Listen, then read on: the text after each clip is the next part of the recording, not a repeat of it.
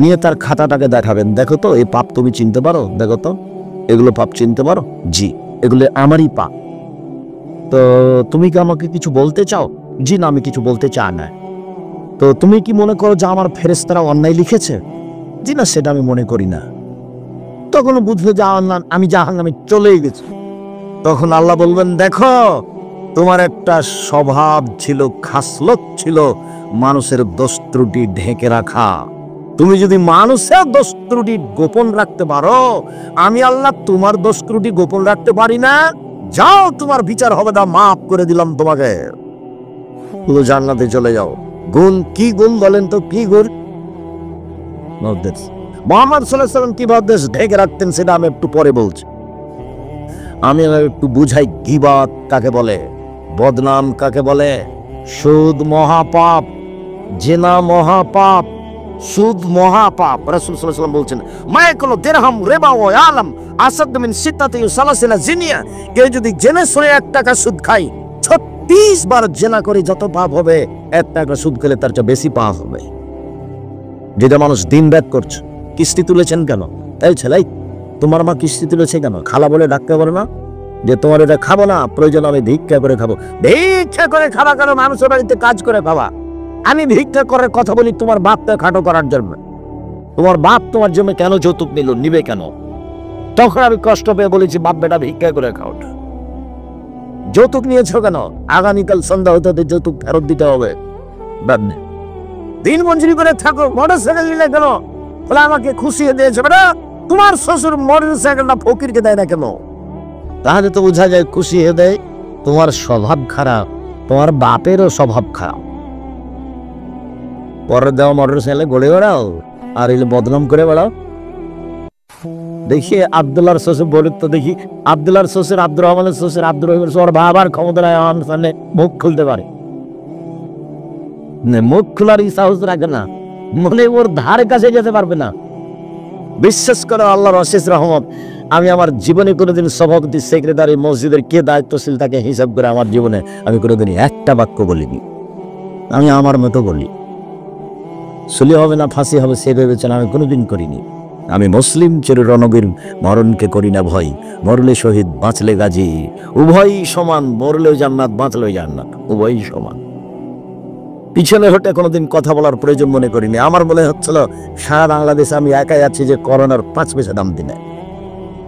বিমানবালা মেয়েটা বলছে মাস্ক লাগান, আমি সে ধৈর্য ধারণ করো। মাস্ক লাগান, যে ধৈর্য ধারণ করো। মাস্ক লাগান, ধৈর্য ধারণ করে। খুব যখন বাড়াবাড়ি বলছে তখন আমি বলছি, তোমার মালিকের তোমাকে চাকরি দেওয়া ঠিক হয়নি। আমি যখন উঠি বিমানে তখন আমার মুখে মাস্ক ছিল না, তুমি দেখনি আমাকে উঠালে কেন? আমি আব্দুর রাজ্জাক বিন ইউসুফ মাস্ক দিয়ে ভাগ্য বাড়াতে রাজি নই, যা হবে হবে। ঢাকাতে এক লোককে দেখতে গেছি, তো ওর ছেলে আর মেয়ে 2 জন আছে। তো আমাকে বলছে, হুজুর ভিতরে যান না, দয়া করে ভিতরে যান। এভাবে বলছে, হুজুর দয়া করে ভিতরে যান না, আমার আব্বার পাশে যান না। তুমি যে দেখো, তোমার বাপের গায়ে হাত দিয়ে দুয়ো পড়ে যাব। যদি মরে যায় আমি করোনায়, তাহলে আমি বলবো না তোমার বাপের কারণে মরেছি, এটা আমি বলবো না। আমি বলবো পৃথিবী সৃষ্টির 50,000 বছর পূর্বে আমার নামে করোনা লেখা হয়েছিল, তাই আজকে ধরেছে, এটা আমি বলবো। কেন? রাসূল সাল্লাল্লাহু আলাইহি ওয়াসাল্লাম বলেছেন, যেদিন পৃথিবী সৃষ্টি করেন আল্লাহ, তার 50 বছর আগে মানুষের 4টে জিনিস আল্লাহ লিখে দিয়েছেন। এক হায়াতাহা, তার জীবন, মাউতাহা, তার মরণ, ও রিজকাহা, তার রুজি, ও মাসাইবাহা, তার রোগ ব্যাধি, করোনা। 4টে জিনিস লেখা হয়েছে। তোমার মায়ের পেটে আসা কত আগে? পৃথিবী সৃষ্টির 50,000 বছর আগে। 4টা, 1 মরণ, 2 জীবন, 3 রুজি, 4 রোগ ব্যাধি। নতুন ভাবে কিছু ঢুকবে না এখানে। তা আমি সাহস হবে কেন? যে লোকটার করোনার যে অবশিষ্ট আছে ওখানে ফেলে দিচ্ছে, আর একজন ফকির তুলে খাচ্ছে, ওর করোনা ধরে না। আর আমি না পাশে গেলে বলে করোনা ধরে নেবে। পাগল বানাচ্ছে যারা ওষুধ তৈরি করেছে তারা, এদেরকে সব পাগল বানাচ্ছে, এদেরকে সব টিকা মিকা দিয়ে এদেরকে সব বিকলাঙ্গ করছে।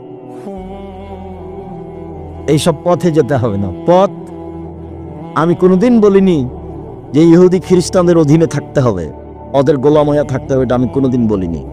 পথ আছে, গরিব মানুষ আমি মানুষের বাড়িতে কাজ করে খাবো, আমি কাজ করে খেতে বলিনি, আমি বলেছি চকলেটের ব্যবসা।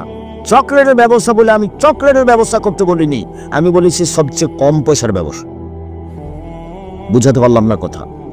চকলেটের ব্যবসা মানে সবচেয়ে কম পয়সার ব্যবসা। লোন নিয়ে ব্যবসা করতে রাজি নই, লোন নিয়ে ব্যবসা করতে রাজি নই। রাসূল সাল্লাল্লাহু আলাইহি ওয়াসাল্লাম প্রত্যেক সালাতে সালাম ফেরার পূর্বে বলতেন, আউযু বিকা মিনাল বাসামি ওয়াল মাগরাম, তোমার কাছে বাঁচতে চাই বড় পাপ হতে, তোমার কাছে বাঁচতে চাই ঋণ কর্জ হতে, তোমার কাছে বাঁচতে চাই বড় পাপ হতে, তোমার কাছে বাঁচতে চাই ঋণ কর্জ হতে, তোমার কাছে বাঁচতে চাই বড় পাপ হতে, তোমার কাছে বাঁচতে চাই ঋণ কর্জ হতে। আল্লাহ রাসূল এভাবে বলতেন সালাম ফেরার পূর্বে। আর আল্লাহ রাসূল বলতেন, এই শোনো, এই জানাজা এ লোকের ঋণ আছে নাকি? বলে জি আছে।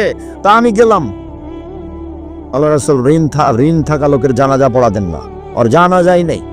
তোমার বাপ ব্যাংকে ঋণ নিয়ে ব্যাংকে চাকরি করে, লোন পেয়েছে 50 লক্ষ দিয়ে বাড়ি করেছে, লিফট দেওয়া আছে, তোমরা সবাই উঠছ আর নামছ, খুব খুশি, তোমার মা খুশি, তুমিও, তোমার বোনও খুশি, সবাই মিলে খুশি।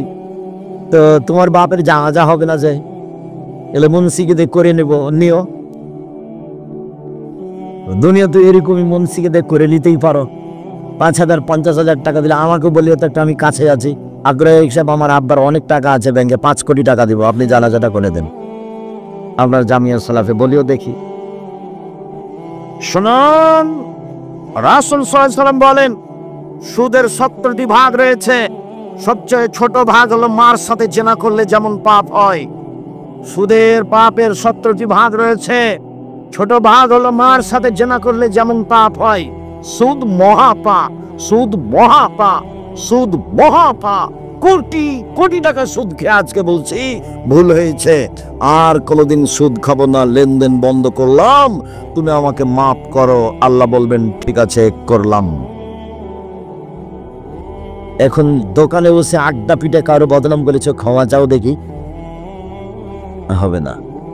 আল্লাহ তো বলছেন হাদিসে কুদসি, মা দাওতানি রাজাউতানি, আদমের ছেলে মেয়ে শোনো, তুমি যেভাবে ডাকো আমি সেভাবে থাকি, তুমি যেভাবে বলো আমি সেভাবে শুনি, তুমি যেভাবে ডাকো আমি সেভাবে শুনি, তুমি যেভাবে বলো আমি সেভাবে মানি। আমি পরোয়া করি না তুমি কত বড় পাপী, আমি পরোয়া করি না তুমি কত বড় পাপী, তুমি ক্ষমা চাইলে আমি ক্ষমা করে দিই, আমি পরোয়া করি না তুমি কত বড় পাপী, তুমি যেভাবে বলো আমি সেভাবে থাকি, তুমি যেভাবে ডাকো আমি সেভাবে শুনি, ক্ষমা চাইলে ক্ষমা করে দিই, আমি পরোয়া করি না তুমি কত বড় পাপী। আদমের ছেলে মেয়ে শোনো, তোমার পাপ বেশি হতে হতে হতে যদি আকাশে লেগে যায় পাপ আর পাপ, এরপরে যদি তুমি আমাকে বলো আমার ভুল হয়েছে, আমি তোমাকে ক্ষমা করে দেবো, আমি পরোয়া করি না তুমি কত বড় পাপী, আমি পরোয়া করি না তুমি কত বড় পাপী, তুমি যেভাবে ডাকো আমি সেভাবে থাকি, তুমি যেভাবে বলো আমি সেভাবে শুনি, তুমি ক্ষমা চাইলে আমি ক্ষমা করে দিই। এই কথা আল্লাহ বলছেন। তবে ঋণ ব্যতীত, বদনাম, মানুষের সাথে জড়িত পাপ ব্যতীত, মানুষের সাথে জড়িত পাপ মানুষের কাছ থেকে ক্ষমা নিতে হবে, অন্যথায় বিচারের মাঠে নেকি দিয়ে বুঝিয়ে দিতে হবে। সেদিন সব বলায় চলে বসো। মহান আল্লাহ বলেন, ওয়াইলুল লিকুল্লি হুমাজাতিল লুমাজা, সামনে বদনাম করে যে, পিছনে বদনাম করে যে, ও সুনিশ্চিত জাহান্নামে যাবে। গীবাতের ফলাফল জাহান্নাম। জুবাইর ইবনে মুতাইম রাদিয়াল্লাহু তাআলা আনহু বলেন, রাসূল সাল্লাল্লাহু আলাইহি সাল্লাম বলেছেন, লা ইয়াদখুলুল জান্নাতা কাত্তাতা ফিরাইন ওয়া ফিরাতিল লাম্মাম, চুগলখড়ি করে যে সে জাহান্নামে যাবে, বদনাম গীবত করে যে সে জাহান্নামে যাবে। রাসূল সাল্লাল্লাহু আলাইহি সাল্লাম বলেন, পৃথিবীর মানুষ শুনে রেখো, বদনাম মহাপাপ, গীবত মহাপাপ, বিচার মাঠে সবচেয়ে নিকৃষ্ট জঘন্য মানুষ হবে যে মানুষের বদনাম এখানে একটা বলে ওইখানে আর একটা বলে, এ হবে সবচেয়ে খারাপ মানুষ। রাসূল সাল্লাল্লাহু আলাইহি সাল্লাম বলেন, পৃথিবীর মানুষ শুনে রেখো, যারা মানুষের বদনাম গীবত করে বিচারের মাঠে তাদের মুখে হবে 2টা আগুনের জিহ্বা। মুখে 2টা কি হবে? আগুনের জিহ্বা। অবাক অবস্থা। রাসূল সাল্লাল্লাহু আলাইহি সাল্লাম বলেন, পৃথিবীর মানুষ লা তুজুল মুসলিমিনা, মানুষের বদনাম গীবাত করে মানুষকে কষ্ট দিও না। ওয়ালা তুআইরুহুম, তোমরা তাদের নিন্দা করো না। ওয়ালা তাত্তাবিউ আওরাতিহিম, তোমরা কারো পিছে পড়ো না। ওমা ইয়াত্তাবিউ আওরাতা আখিয়াল মুসলিম, কেউ যখন কারো বদনাম করে ইয়াত্তাবিউল্লাহু আওরাতাহু, তখন আল্লাহ তার বদনামের পিছনে লেগে যান। আর আল্লাহ যার বদনাম করেন তাকে আল্লাহ ধ্বংস করেই ছাড়েন।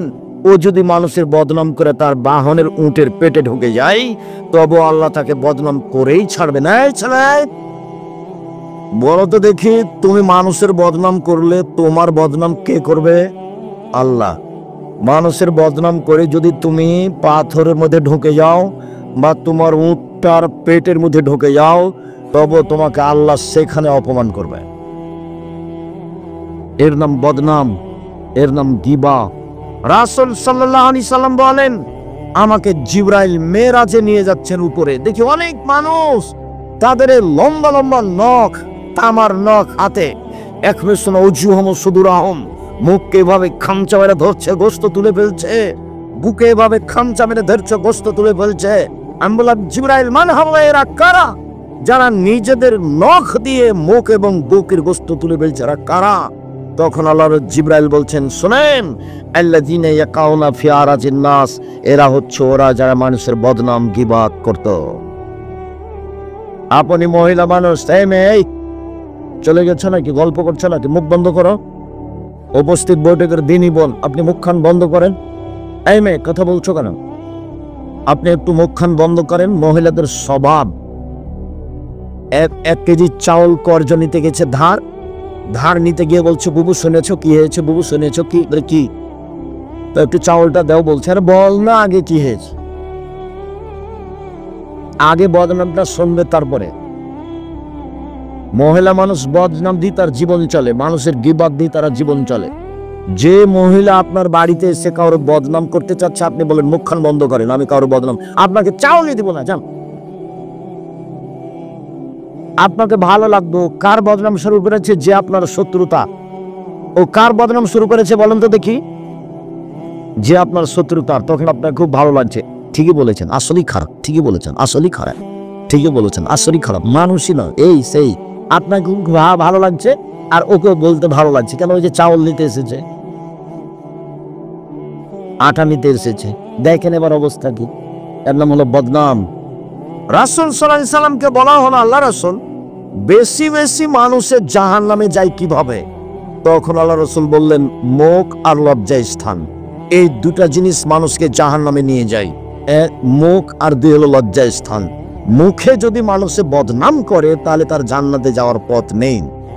একদা রাসূল সাল্লাল্লাহু আলাইহি সাল্লাম বলেন, সঙ্গী সাথী বলতে পারো মানুষকে পিছন দিক থেকে ধাক্কা মেরে জাহান্নামে নিক্ষেপ করে কি?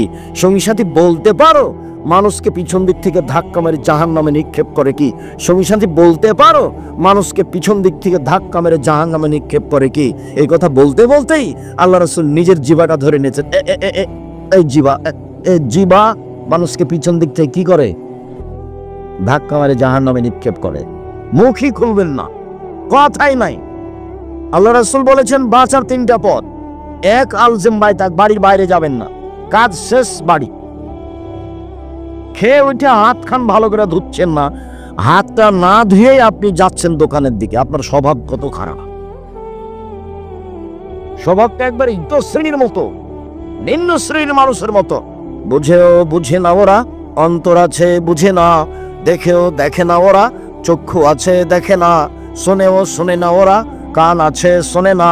উলায়েকা কাল আনাম, তারা পশু প্রাণীর মতো, তারা গরু ছাগলের মতো, তারা কুকুর শ্রীগের মতো, ভালো মাজাল বরং তার চেয়ে খারাপ। জিন্দেগিতে মানুষের বদনামে যাবেন না। রাসূল সাল্লাল্লাহু আলাইহি সাল্লাম বললেন, বাঁচার তিনটা পথ। এক, মুখ জিহ্বা। দুই, জরুরি প্রয়োজন ছাড়া বাইরে যাবা না। তিন, পাপের জন্য কাঁদো। সম্মানিত দিনী ভাই বোন, আমি আপনাদেরকে আলোচনার শেষে চলে আসলাম। যদি এই বিষয়ে আলোচনা আরো ছিল, সময়ের গতিতে হবে ইনশাল্লাহ। আমরা আসতে দেরি করেছি যে পরিমাণ, সেই পরিমাণ আমাদের আগে হয়ে যাচ্ছে। আবারও কোনোদিন এলাকায় আসলে বিষয়ের উপর বিস্তারিত কথা হবে ইনশাল্লাহ। সম্মানিত দিনী ভাই বোন, এই ছেলে থামো। দেশের সবচেয়ে বড় প্রতিষ্ঠান জামিয়া সালাফিয়া, দেশ বিদেশের শিক্ষক দিয়ে পরিপূর্ণ। নোরানি বিভাগ 2026-এ ভিন্নভাবে চালু হচ্ছে, সর্বধরনের সেবা দিয়ে। জামিয়া সালাফিয়া শিক্ষক শিক্ষিকার সংখ্যা বেশি থাকবে। ডিসেম্বরে ফরম, 1 জানুয়ারি ভর্তি, বিষয়টা মনে রাখবেন। জামিয়া সালাফিয়ার পক্ষ থেকে বই পুস্তক আছে। আব্দুল্লাহর বইটা মনে হয় আছে, যে আল্লাহর পথে যাত্রা, এবং আব্দুর রহিমের বইটা হচ্ছে রাসূল সাল্লাল্লাহু আলাইহি সাল্লামকে যেভাবে দেখেছেন। আর আমার আদর্শ নারী, আদর্শ পরিবার, এগুলো তো আছেই। আর আমার পক্ষ থেকে একটা ফ্রি পত্রিকা আছে, একটা কিনলে ফ্রিটা পাওয়া যাবে, একটা কিনলে। আমি ফ্রি দেওয়ার জন্য আমি নিজে কিনে নিয়েছি পত্রিকা, যে পত্রিকা আপনারা টাকা দিয়ে ছাপান। এছাড়া বই আছে, দেখেন, নামাজ শিক্ষার বই। এত বই থাকার পরে আমি নামাজ শিক্ষা বই লিখতাম না, তো একবারে হাত দিয়ে ধরে সালাত শিক্ষা দেওয়ার চেষ্টা করেছি, একবারে হাতকে দেওয়ার চেষ্টা করেছি নামাজ। সে বইটা আপনি দেখবেন। আর যা বক্তব্য দিই সব উপদেশ বই আছে, তো সালাত শিক্ষা, উপদেশ বই। আর আব্দুল্লাহর বইগুলি আছে নাকি দেখেন, অর্থ গুরুত্বপূর্ণ বই। আল্লাহর পথে যাত্রা এখন যেটা বের হয়েছে, কয়েকটা জিজ্ঞাসা, আপনারা খালি চলে যাবেন না। আপনারা আমার জন্মভূমির মানুষ, আপনি বক্তব্য শুনতে আসলে আমাকে ভালো লাগে, বই পুস্তক শুনতে নিলে ভালো লাগে, আমার সাথে কোনো পরামর্শ করলে ভালো লাগে। মাঝে মধ্যে আমার আফসোস হয় যে আমি নিজের জন্মভূমিতে অনেক জায়গায় কথা বলতে পারি না। হরিমোহনে প্রোগ্রাম ছিল, হরিমোহন স্কুল মাঠে, তো হরিমোহন স্কুল মাঠে ওরা প্রোগ্রাম করতে পারছে না, অন্য জায়গায় করছে। চাঁপাইনবাবগঞ্জের মাটিতে এমন কোনো মায়ের বেটা কে আছে যে ধর্মকে নতুন ভাবে পেশ করতে পারে? ঘুঘুরা তুলে দেবো, কে আছে এমন? ওই মাঠে বক্তব্য দেওয়ার যোগ্যতা আমি রাখি, আলহামদুলিল্লাহ। ওখানে মাঠে বক্তব্য হতে দেওয়া হবে না মানে সে কে এমন ব্যক্তি আছে, এটা আমি ধর্তব্যে রাখি না, ধারণাও রাখি না। তবে এই জুলুমের অবসান ঘটেছে, আরো ঘটবে। এই জুলুমের অবসান ঘটেছে, আরো ঘটবে। কোন সাহসে তুমি এই কাজ করতে যাও? কোরআন হাদিস তুমি কি বুঝো? তুমি কোরআন হাদিস কি বুঝো? তুমি মুখ দিয়ে শব্দ বের করলে ভুল হতে পারে, তুমি কি বুঝাতে চাও? আমাদের বক্তব্য কেন বন্ধ হবে? কেন হতে দেওয়া হবে না? কোথায় রহস্য? স্পষ্ট করো। সম্মানিত দিনী ভাই বোন, চাঁপাইনবাবগঞ্জ আমার জন্মভূমি জেলা, রাজশাহীর পাশে আছি, আপনাদের পাশে আছি। আপনাদেরকে আমি আমার জন্মভূমি এলাকার মানুষই মনে করি। কাজে আপনারা আসলে ভালো লাগে, পরামর্শ চাইলে ভালো লাগে, পরামর্শ দিলে ভালো লাগে। জামিয়া সালাফিয়া আমি একাই গড়িনি, চাঁপাইনবাবগঞ্জ রাজশাহী জেলার মানুষের জামিয়া সালাফিয়া। জামিয়া সালাফিয়া রাজশাহী যেটা, সেটা 50 বিঘা জমির উপরে ছেলেদেরটা, আর মেয়েদেরটা তামেরে প্রায় 60 থেকে 70 বিঘা জমির উপরে। জামিয়া সালাফিয়া যেটা রূপগঞ্জ, নারায়ণগঞ্জ, ঢাকায়, সেটা প্রায় 100 বিঘা জমির উপরে। যেটা দিনাজপুরে, সেটা প্রায় 20 বিঘা জমির উপরে। 300 জন শিক্ষক শিক্ষিকা আছেন, 40 লক্ষ টাকা মাসে বেতন লাগে। 40 লক্ষ। শিক্ষক জানেন না কিভাবে প্রতিষ্ঠান চলে, ছাত্র জানে না কিভাবে প্রতিষ্ঠান চলে, কমিটি জানে না কিভাবে প্রতিষ্ঠান চলে, আমি নিজেই ভালোভাবে জানি না কিভাবে চলে। অতএব আপনাদের নিজস্ব সম্পদ মূল্যায়ন করার চেষ্টা করবেন। শিরকমুক্ত প্রতিষ্ঠান জামিয়া সালাফিয়া, বিদআতমুক্ত প্রতিষ্ঠান জামিয়া সালাফিয়া, দলমুক্ত প্রতিষ্ঠান জামিয়া সালাফিয়া, হিংসামুক্ত প্রতিষ্ঠান জামিয়া সালাফিয়া, সংগঠনমুক্ত প্রতিষ্ঠান জামিয়া সালাফিয়া, দেশের সর্ববৃহৎ প্রতিষ্ঠান জামিয়া সালাফিয়া। সোনালী লাইফ ইন্স্যুরেন্সের সুদ মুক্ত না সুদযুক্ত। এদেশে এমন কোন ইন্স্যুরেন্স নেই যেটা সুদ মুক্ত, সবই সুদযুক্ত। ফরজ সালাতে ইমাম সূরা ফাতিহা ভুল করলে নামাজ হবে কি? ভুল করলেও নামাজ হবে, ভুলের কারণে নামাজ বাতিল হবে না। আর এই ভুলে সহসিজদা দিতে হবে না। রাকাত কমলে বা বেশি হলে সহসিজদা দিতে হয়। আত্তাহিয়াত ছুটে গেলে সহসিজদা দিতে হয়। সূরাতে ভুল হলে সহসিজদা লাগে না। হুজুর, না বুঝে আমি আপনাকে গালি গালাজ করেছি, আমাকে ক্ষমা করবেন। ঠিক আছে, তোমাকে ক্ষমা করলাম। যেটা বললাই, বহু মানুষ এরকম আছে। তুমি আরো 5 জনকে বলে দিও আমি জাতির কোনোদিন ক্ষতি করিনি। যখন জাতি না বুঝে আমার বক্তব্য বন্ধ করে তখন আমার আফসোস হয়। এই ছেলে, একটা ফ্রি হলে একটা কিনলে সরাসরি ফ্রি নেই। হানিফ বসে বসে যেটাই কোনো একটা কিনলে একটা ফ্রি। ঠিক আছে, আমি ওগুলো নিজে কিনেছি ফ্রি দেওয়ার জন্য, কিন্তু মানুষ আগ্রহী হয় যারা। যদিও আপনাদের টাকা দিয়ে ওইসব পত্রিকা ছাপে না, আমি তো আর ব্যবসায়ী নই যে আমার কাছে কোটি টাকা আছে। 16,000 পত্রিকা বের হয়, তো 2 টাকা নয়। প্রেস আছে, সবকিছু আছে, জনগণের সহযোগিতা আছে। আমরা মাটি কাটার মানুষ, কবে টাকা দিলাম? না দিই, কেউ দেয়, কোনো দেশ থেকে দেয়, চলে তো, প্রতিষ্ঠান চলছে তো। মা যদি দাদা দাদির সাথে কথা বলতে নিষেধ করে, এ মায়ের কথা শোনা হবে না, এ মাকে খালা বলে ডাকো। এ না ধাও না, দাদি তো আসো, দাদাই তো আসো। বাপের উপর দিয়ে তার সম্মান থাকবে, মায়ের উপর দিয়ে সম্মান থাকবে। দাদি আমার দাদির সাথে কথা বলতে নিষেধ করে মানে কোন কথা?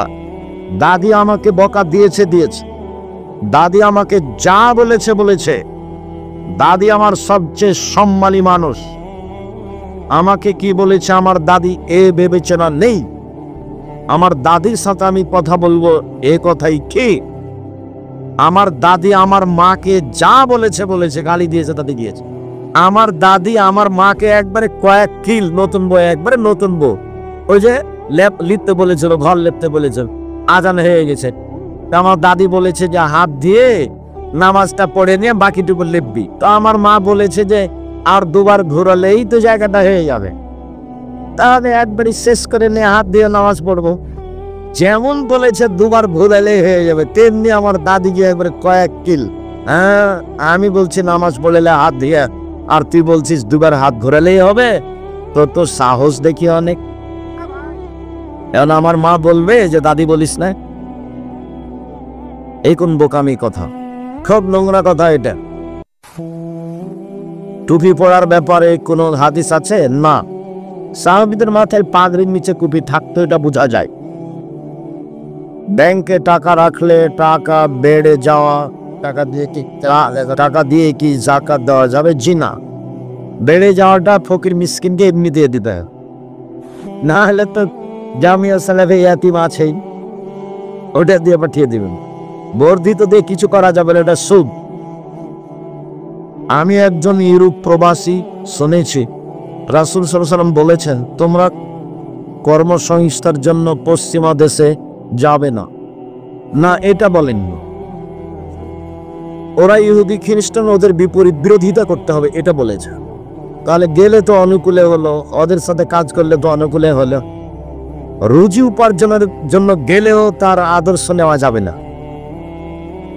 তার আদর্শ হলো ভয়াবহ, বক্তব্যে দেওয়া আছে, বলো তাদের কৃষ্টি কালচার আদর্শ থেকে দূরে থাকতে হবে। এই ব্যাপারে হাদিস নেই। আল্লাহুম্মা সাল্লি আলা নবিয়ানা মুহাম্মদ, এই দুরূদ পড়া যাবে কি যাবে না? পড়লে গুনাহ হবে। দুরূদে ইব্রাহিম, বাস দুরূদে ইব্রাহিম, আর নাম আসলে সাল্লাল্লাহু আলাইহি ওয়াসাল্লাম। ওযু করার সময় নাকে ও মুখে একসাথে পানি না দিলে কি ওযু হবে? হবে। একসাথে পানি দেওয়ার হাদিস অনেক বেশি, বুখারী মুসলিম। একবারে অঞ্জলিতে পানি নিয়ে মুখে দিবে একটু, নাকে দিবে একটু, এর সংখ্যা বেশি। আর পৃথক পৃথক হাদিসও সহিহ। পৃথক পৃথক করলে বেশি তৃপ্তি পাওয়া যায়, পরিষ্কার ভালো হয়। পৃথক পৃথক করলে সমস্যা নেই। অজু করার পর কোনো অংশ শুকনো দেখতে পেলে আবার অজু করতে হবে? জি না। অজু করার পরে কোনো জায়গা শুকনা দেখলে পানি দিয়ে ভিজিয়ে দিবেন, ভিজা হাতটা তার উপরে মুছে দিবেন। মাযহাব কখন অনুসরণ করতে হবে? মাযহাব কেন অনুসরণ করে না? যে মাযহাবের অনুসরণ করবা তাকে যদি আল্লাহ কিয়ামতের মাঠে বলে যে ইমাম আবু হানিফা কি তোমাকে মানতে বলেছে, তখন উনি যদি বলেন না, তাহলে তোমার কি হবে? আমি মাযহাবের কথা বলি না, আমি বলি কোরআন ও সহিহ হাদিস। আমার জীবনে আমি কোনোদিন মাযহাব নিয়ে কথা বলি না। আমি একজন নার্সিং স্টুডেন্ট, সেবা দেওয়ার জন্য অনেক সময় মেয়েদের শরীর স্পর্শ করতে হয়। কথাগুলো কালকের না কবেকার জিজ্ঞাসার সাথে হুবাহু মিল খাচ্ছে কেন? তো হতে পারে নিরুপায় হলে মেয়েদের সেবায় যায়ও, তাছাড়া যায়ও না। পুরুষের সেবায় থাকবা, নিয়ত ভালো থাকে যেন।